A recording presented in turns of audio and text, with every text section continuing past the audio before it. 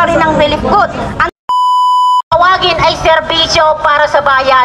Nang sa ganon hindi kayo manira ng katulad ng pamilyang Duterte. Dahil dito lang po natin nakita ang tunay na serbisyo bilang official at kung tawagin ay public servant. So sa lahat po na nandito, nagpapasalamat po tayo, number one, dito po sa nagtawag ng suporta kung tawagin ay si Tatay Rani at ang mga lahat ng dumalo dito sa pagtitipon na ito para po magpakita na 100% na suporta kay Tatay Digong. Maraming salamat din po sa barangay captain dito sa lugar na to, dito sa Batasan, Quezon City. Maraming salamat po at lalo na po sa mga kapulisan na nagpakita ng kanilang fair na pag-treat sa ating mga dumalo dito sa pagtitipon na ito na nagpapakita ng suporta para kay Tatay Digong. Maraming salamat po sa inyong lahat. Thank you, ate. Meron pang gusto maglabas. Okay, thank you. Excuse me. Magmula sa original. Sige. Meron pang gustong sumigaw na OFW, Bahrain. Oh, ito si DDS original. Kanina pa umiiyak. Sige. Tawagin natin si Ma'am Christina. Yun. Ayan o. Matapak natin. OFW mga pagbayan. Magandang araw po sa lahat, lalo na po sa ating mga DDS vloggers. Kami po ay taos-pusong nagpapasalamat at na hindi po tayo nag-iwanan mula po pa nung tayo'y may kinampaign si Tatay Digong. Una-una po sa lahat, binabati ko po ang lahat ng mga kapwa ko OFWs. Mahal na mahal po namin si Tatay Digong. Alam niyo po, sumuporta kami sa war on drugs ni Tatay Digong. OFW po ako. Kung hindi niyo po alam, isa po akong OFW na natulungan ni Tatay Digong dahil po sa 8 years ko na may kaso po na travel ban na hindi ko kasalanan. As in, may asawa po akong Arabo na nakipag-divorce lang po.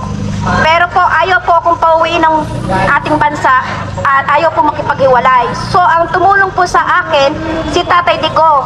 Nalapitan ko po lahat ng ahensya natin dati noon na tinulungan ako ng Philippine Embassy ng Bahrain na tinulungan na makalapit.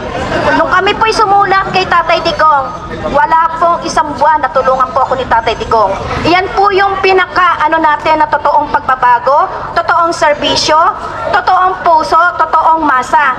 Ngayon po, bakit po nila iniimbestigahan ang war on drugs natin na sinuportahan po ng mga OFWs?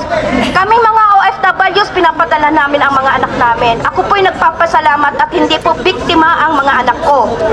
Pero po, paano po yung ibang mga magulang na mga OFWs kung nabiktima po ang mga anak nila? Napakasakit po sa atin. Ang dapat pong imbestigahan yung mga drug lords, pusher at saka mga dealer. Yan po mga dealer po ang imbestigahan, hindi po si Tatay Digong. Sana naman po mga taga-Congress, pakinggan nyo po kami. Itigil nyo na po yung war on drugs of hearing na yan kasi mas marami po tayong dapat tutukan na mga kagaya ng nasalanta ng bagyo. Diyan po natin i-focus, huwag nyo na kaming iligaw. Kasi nililigaw nyo na lang kami. Huwag na tayong mag-politics, na yan, strategy na gusto ninyo ang lahat ng taong bayan maligaw lang sa war on drugs, sisirahan ng mga Duterte. Kagaya po ni Bibi Inday Sara, dapat tulungan natin siya is 24/7 hanggang ngayon nagbibigay pa rin ng relief goods. Ang dami po nating mga DDS na mga supporters, na mga volunteers nandoon at kasama nila nagbibigay ng tulong para doon sa mga nasalanta ng bagyo. Yung mga namatay doon sa Bicol, nakita nyo ba kung iyon ba ay mga nakuha na sa hukay? Yung po ang dapat natin tutukan, hindi po itong war on drugs neto. Itong war on drugs neto, ang kailangan natin, tutukan natin ang mga nagugutom. Yun lang po yung hinaing namin at kami po ay nagpapasalamat sa inyo. At sa lahat po na nandito, Tita Karen, Kuya Oliver,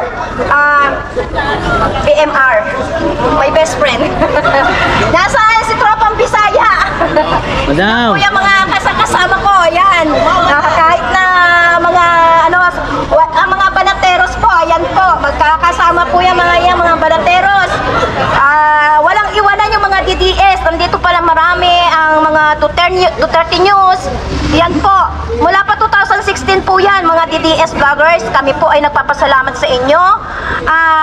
Walang iwanan.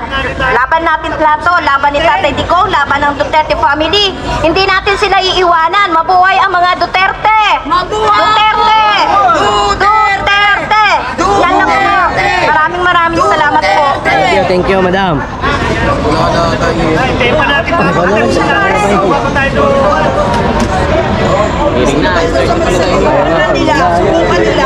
Simula na. Ayan guys, tanda. Siya daw. Hello. Si ako. Ay, si kuya. Ayan. Sige. Good morning sa lahat! Oy! Mga DDS! Good morning! Ako ay taga Mindanao. Pumunta lang ako rito para titingnan ko si Tatay Digong. Pero parang di pa lumabas eh. Kaya bantayan natin talaga kung ano ba ang balita. Dinarap pa siya o hindi. Kasi parang nagtatago na yata sila. Balita ko mayroon daw deliver na Pampers.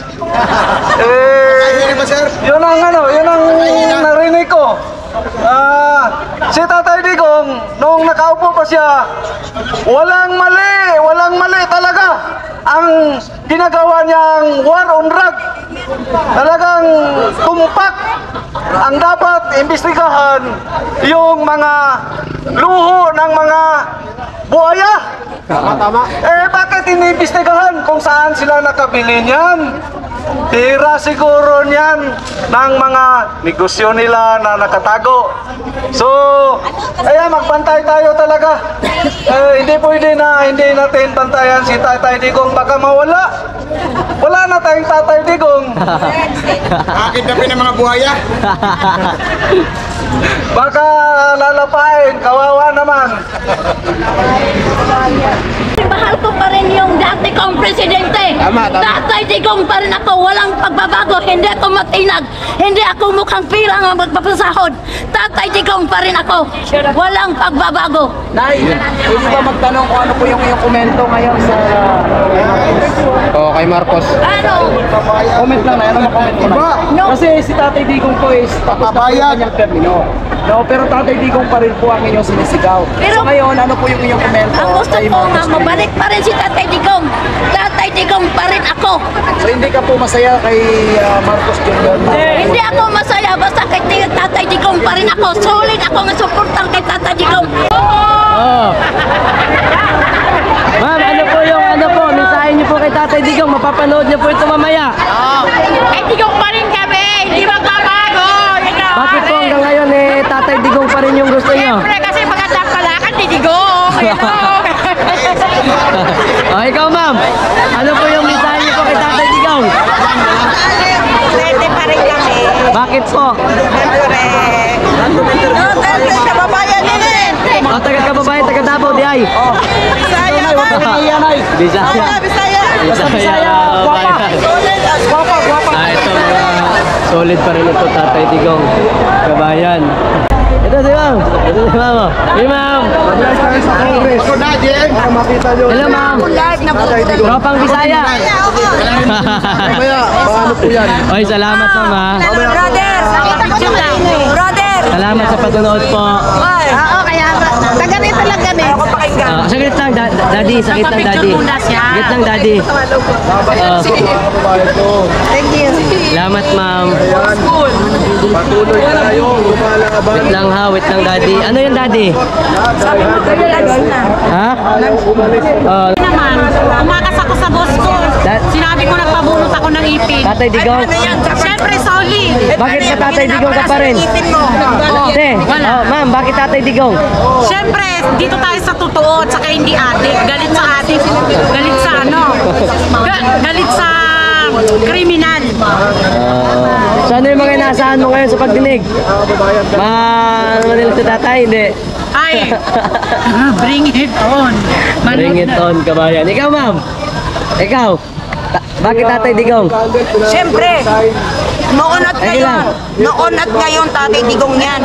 Panoorin nyo, may upload ako. Hinahabol ko ang kotse ni Tatay Digong. Umiiyak ako doon. May mga message ako habang tumatakbo umiiyak. Ako din. Tingnan nyo yun.